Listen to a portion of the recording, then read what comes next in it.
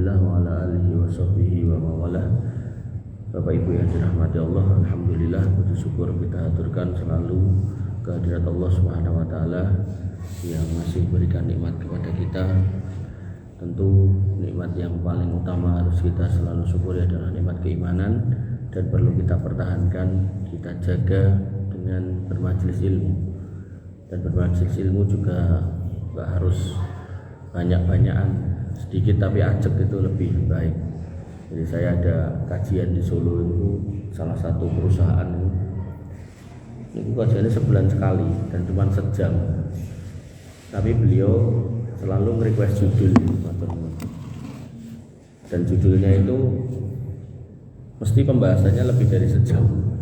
Jadi misal bagaimana interaksi antar karyawan gitu, mesti kan panjang.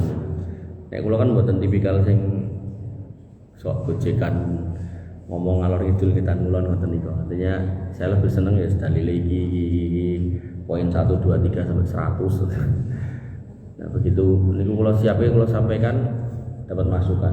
Jangan cepet-cepet. Padahal cuma sejam dan temanya itu memang tema besar itu. Makanya saya sebenarnya lebih seneng kajian ngeten iki. Jadi kajian yang satu tema panjang gitu kan. Tapi rampung-rampung. Tapi benar-benar jenengan dapat itu urut gitu loh, tahap demi bertahap gitu kan. Bahkan ngomongkan syafaat aja sudah berapa minggu, ngomongkan yang ada kubur kemarin itu sampai berapa bulan gitu. Jadi benar-benar ilmu yang utuh gitu. Dan nggak perlu banyak-banyak, pelan tapi pasti. Bapak Ibu yang dirahmati oleh Allah Subhanahu wa taala, kita masih dalam pembahasan tema syafaat dan cara untuk mendapatkan syafaat. Di pembahasan terakhir, kalau panjenengan masih ingat, kita sampai di poin mempunyai teman yang soleh, di mana Abu Musa Al-Asy'ari radhiyallahu anhu berkata, qila li Nabi SAW, ditanyakan kepada Nabi SAW, ar-rajulu yuhibbul qaum, ada seorang laki-laki yang mencintai satu kaum. Misal ada satu kaum tuh, kadang ada yang disebut kota santri atau desa santri. Wah, aku seneng nek ning kono ayem gitu kan, misal ngoten niku. Lama yalhaq bihim, padahal mereka enggak pernah berjumpa, tapi krungu sik gitu, kota santri, kampung santri, atau mungkin keluarga santri gitu-gitulah. Qala kata Nabi, almar'u ma'aman ahabba, maka seorang laki-laki, seseorang itu akan dikumpulkan dengan yang dicintainya. Ini menjadi dasar pentingnya kita memilih pertemanan, khususnya anak-anak kita.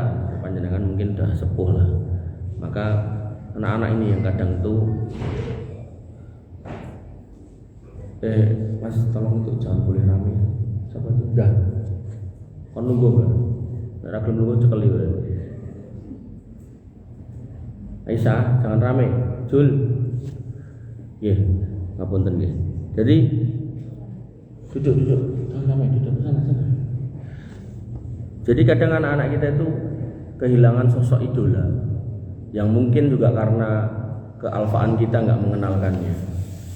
Mungkin di sekolahnya juga nggak pernah dikenalkan idola-idola yang benar itu. Akhirnya mengidolakan artis-artis Korea. Sampai saya nanti mangkatan balik kota niku ten lampu merah ngoten enten napa mbak-mbak ngangge kudung. Tapi tasnya niku tergantungan kuncine foto artis Korea. Dan napa cah-cah SMP ini nek tuku buku golek sing enten gambar artis Korea. Dan sebagaimana kita ketahui, mereka artis Korea ya bukan orang beriman. Makanya bahaya kalau kemudian Nabi mengatakan almar'u alaman ahabba. Jangan apa dong. Bahwasanya seseorang itu akan dikumpulkan dengan orang yang dicintai gitu. Nah, kalau mencintai orang kafir lah, orang kafirnya orang mlebu surga terus gimana gitu. Artinya kecintaan yang terbaik tentu adalah kepada Rasulullah, kepada Khulafaur Rasyidin, kepada para sahabatnya, kepada para nabi gitu. Nah, maka ini perlu kita deliverkan. Jangan sampai anak-anak kita senang sama pemain bola, lebih hafal kepada pemain bola daripada kepada nabinya, lebih kenal kepada para artis daripada kepada para ulama. Nah, hal seperti ini PR besar ya buat saya juga ya. bocil niku seneng banget karo bal. Kadang niku kula merem niku jam setengah loro tangi nonton bal dhewean. Wis bocah iki. Ya nek konan kula langsung pateni rak. Langsung pateni. Karena besok sekolah gitu. Kula nggih mboten ngajari wong yo ora seneng bal. Maksudnya kok iso gitu. Nggih. Bapak Ibu yang dirahmati oleh Allah Subhanahu wa taala, dan terkait dengan pertemanan yang sholih ini kita akan membahas lebih dalam. Bahwasanya Nabi SAW mengatakan almaru ala dini khalilihi falyandur ahadukum may yukhaliluh. Bahwasanya seorang itu akan mencocoki temannya. Maka lihatlah kepada siapa orang itu akan berteman. Artinya ketika panjenengan di rumah pun ngandani putrane sampean terus pokoknya sejenenge mendem ki haram gitu. Tapi di pergaulannya kok amor orang tukang mendem ya mendem justru. Atau misalnya kita juga udah kasih tahu iki wong lanang pokoknya jauh-jauh dari sifat kewanitaan Nabi buat ora cocok karo wong lanang sing tomboy gitu. Wong lanang kok tomboy. Wong lanang sing kemenyek. Akhirnya ya karena punya temen laki-laki sing kemenyek ya lama-lama ya jadi ikut gitu. Maka yang harus kita pahami adalah apa yang dikatakan Nabi ini benar, sejak diomongkan sampai hari kiamat itu benar. Makanya ketika di bab parenting kayak gini-gini selalu saya bawa.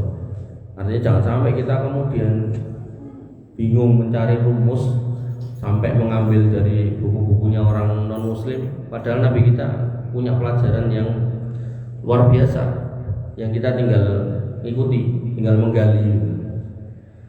Bapak Ibu yang dirahmati oleh Allah Subhanahu wa taala, dan teman itu benar-benar bisa mempengaruhi. Kadang anak terus pesantren kayak ini pesantren mungkin bisa hafal Quran atau hafal dari sekian juz gitu kan. Tapi begitu kemudian keluar dari pesantren ketemu sama teman-teman yang bahkan nggak sholat, ya lama-lama ya wegah sholat. Makanya Nabi SAW bersabda masalul jalisi sholih wal jalisi su' kama salih sahibil mis wal kirul haddad. Permisalan teman duduk yang baik dan yang buruk itu seperti orang yang punya minyak wangi dan orang yang menjadi pandai besi. Ini bukan berarti menunjukkan haramnya dari pandai besi boten, tapi lebih kepada ketika panjenengan dekat sama tukang parfum itu nggak perlu kehati-hatian kayak jenengan dekat sama tukang besi gitu, pandai besi gitu. Dimana Nabi SAW mengatakan layak damuka man sahibil misk imma tastarihi au tajidurihahu. Bahwasanya ketika pemilik minyak wangi ini ada, maka dia nggak akan pernah merugikan kita. Apakah kita beli atau enggak? Nek tuku ya berarti untuk minyaknya, nek enggak paling enggak mencium harumnya. Karena jenengan tidak warung parfum nih terus menghirup mungkin kan buatan disenengi gitu. Nah untuk ambekan yang kene kan orang mungkin gitu kan. Nah tapi sebaliknya wakirul haddad yuhriku badanaka au thawbaka. Adapun pandai besi itu bisa menyebabkan terbakarnya badanmu atau pakaianmu.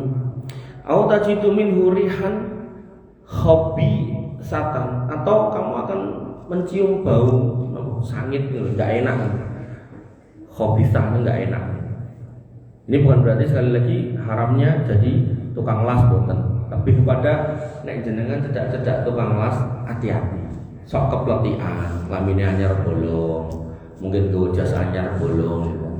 Nek ajeng melu nonton wong ngelas kanggo